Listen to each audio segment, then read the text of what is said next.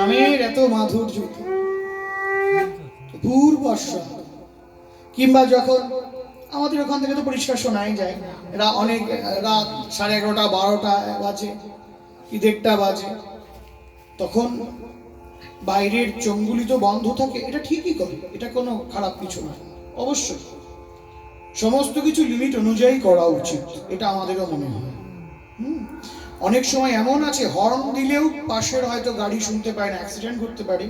সেই জন্য মাইক থেকে শুরু করে সমস্ত কিছু একটা লিমিট অনুযায়ী বাজানো দরকার, এটা আমাদের ভালোর জন্য।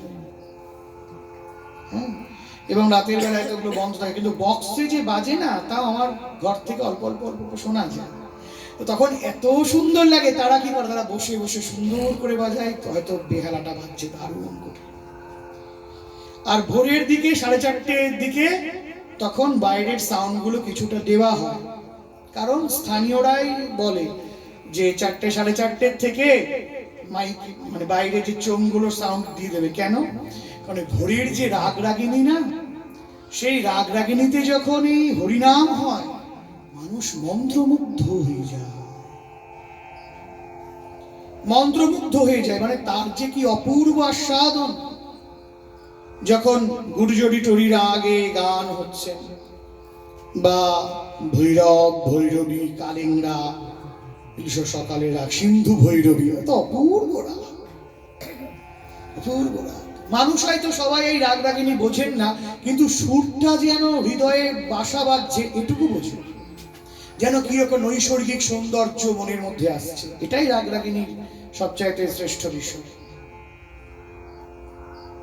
এবং এক জায়গায় ভগবান তিনি বলছেন পুরাণে, যে রাগ এবং রাগিনী সমন্বিত হয়ে যে আমার নাম করে, আমি তাদের প্রতি প্রীত হই, তাদের প্রতি আমি প্রীত হই। তাই যখন বিভিন্ন রাগ রাগিনীর সুরে হরিনাম হয় না, তার একটা মাধুর্যতাটাই আলাদা থাকে।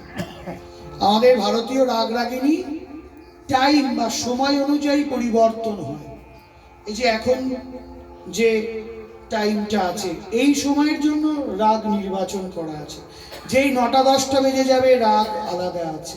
12টার সময় রাগ আলাদা, মধ্যরাত্রি 2টোর সময় রাগ আলাদা, 3টের দিকে রাগ আলাদা, ভোর 4টে-5টায় রাগ আলাদা, সকাল 6টার রাগ আলাদা, 7টা-8টার রাগ আলাদা, 9টা-10টার দিকে রাগ আলাদা, বেলা 12টার দিকে রাগ আলাদা, দুপুর 2টো-2:30-টের দিকে আলাদা, বিকালের দিকে আলাদা, সন্ধ্যা লাগেনি, সন্ধ্যা লাগবো লাগবো ভাব, সেই সময় রাগ আলাদা, সন্ধ্যার সময় রাগ আলাদা।